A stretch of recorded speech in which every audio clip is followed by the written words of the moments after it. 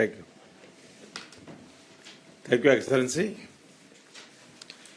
Your Excellency, Prime Minister of Norway, दोनों देशों के डेलीगेट्स, मीडिया के साथियों, नमस्कार।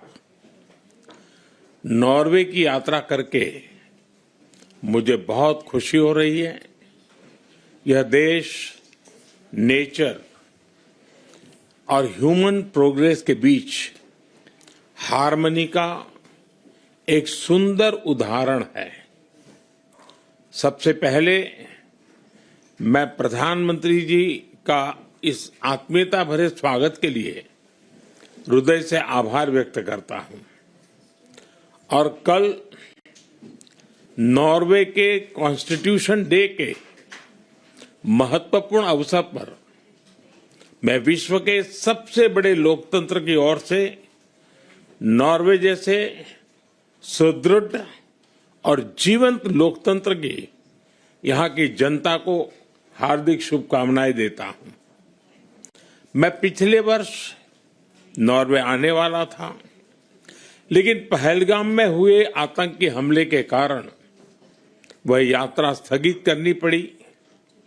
उस कठिन समय में नॉर्वे ने आतंकवाद के विरुद्ध भारत के साथ मजबूती से खड़े होकर सच्ची मित्रता का परिचय दिया। आज जब मैं नॉर्वे आया हूं तो मैं इस सॉलिडेरिटी के लिए हृदय से आभार व्यक्त करता हूं। फ्रेंड्स, आज विश्व एक अस्थिरता और अनिश्चितता के दौर से गुजर रहा है। यूक्रेन हो या वेस्ट एशिया, दुनिया के कई हिस्सों में संघर्ष की स्थिति बनी हुई है। ऐसे में भारत और यूरोप अपने संबंधों के एक नए स्वर्णिम युग में प्रवेश कर रहे हैं। पिछले वर्ष भारत और यूरोपियन फ्री ट्रेड एसोसिएशन के एक ऐतिहासिक trade and economic partnership agreement लागू किया। यह एग्रीमेंट भारत और नॉर्वे के बीच शेयर्ड प्रोग्रेस और प्रॉस्पेरिटी सुनिश्चित करने का ब्लूप्रिंट है। इस एग्रीमेंट में अगले 15 वर्ष में भारत में $100 बिलियन इन्वेस्टमेंट और 1 मिलियन जॉब्स क्रिएट करने का लक्ष्य है। आज हम दोनों ने इस एग्रीमेंट के प्रॉमिस को आउटकम्स में बदलने के लिए कई महत्वपूर्ण निर्णय लिए हैं। फ्रेंड, आज हम भारत नॉर्वे संबंधों को एक ग्रीन स्ट्रेटेजिक पार्टनरशिप का स्वरूप दे रहे हैं।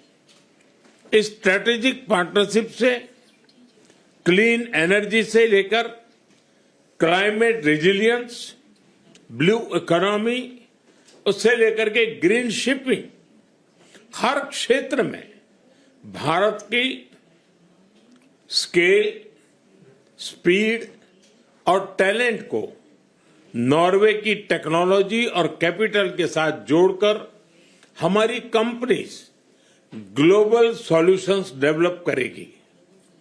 फ्रेंड्स, रिसर्च, एजुकेशन और इनोवेशन भी हमारे संबंधों के मजबूत पिलर्स बने हैं।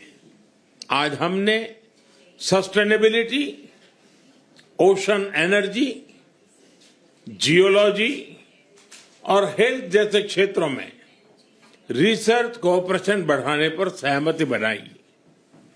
इंजीनियरिंग, एआई, साइबर और डिजिटल जैसे सेक्टर में हम अपनी यूनिवर्सिटी और स्टार्टअप इकोसिस्टम को जोड़कर अपने पार्टनरशिप को फ्यूचर रेडी बनाएंगे। स्किल डेवलपमेंट और टैलेंट मोबिलिटी में भी हमारा सहयोग और व्यापक होने जा रहा है। फ्रेंड्स, नॉर्वे आर्कटिक रीजन का एक महत्वपूर्ण देश है। आर्कटिक और पोलर रिसर्च में हमारे लंबे समय से सहयोग रहा है। भारत के आर्कटिक रिसर्च स्टेशन हिमाद्री के ऑपरेशन के लिए हम नॉर्वे के आभारी हैं। इसरो और नॉर्वे स्पेस एजेंसी के बीच आज हो रहा एमओयू हमारे स्पेस कोऑपरेशन को भी नया आयाम देगा।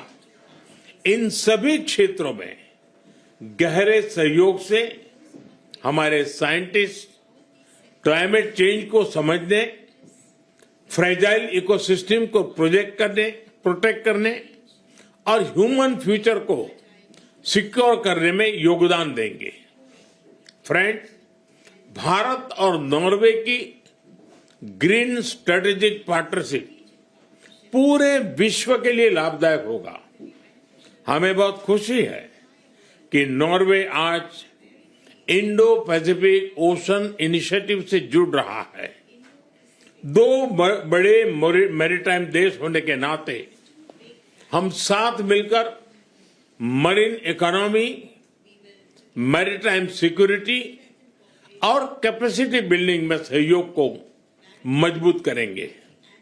आज हमने ट्रायंगुलर डेवलपमेंट कोऑपरेशन एग्रीमेंट किया है। अब हम मिलकर ग्लोबल साउथ के देशों में भारत के डिजिटल पब्लिक इंफ्रास्ट्रक्चर प्रोजेक्ट से ह्यूमन डेवलपमेंट में योगदान देंगे।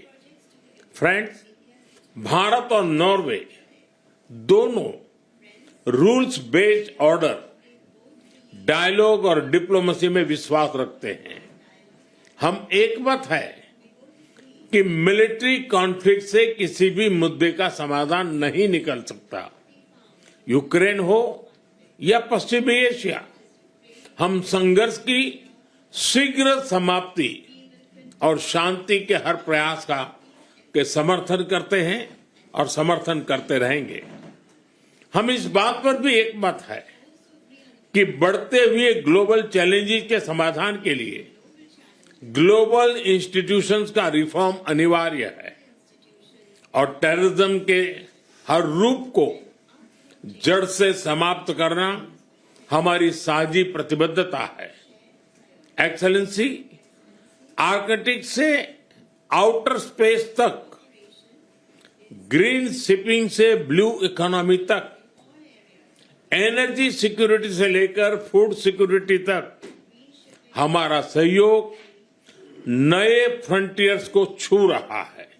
आइए हम अपनी ग्रीन स्ट्रेटेजिक पार्टनरशिप के माध्यम से एक ट्रस्टेड, फ्यूचरिस्टिक और लॉन्ग टर्म पार्टनरशिप का नया अध्याय लिखें। आपका बहुत बहुत धन्यवाद।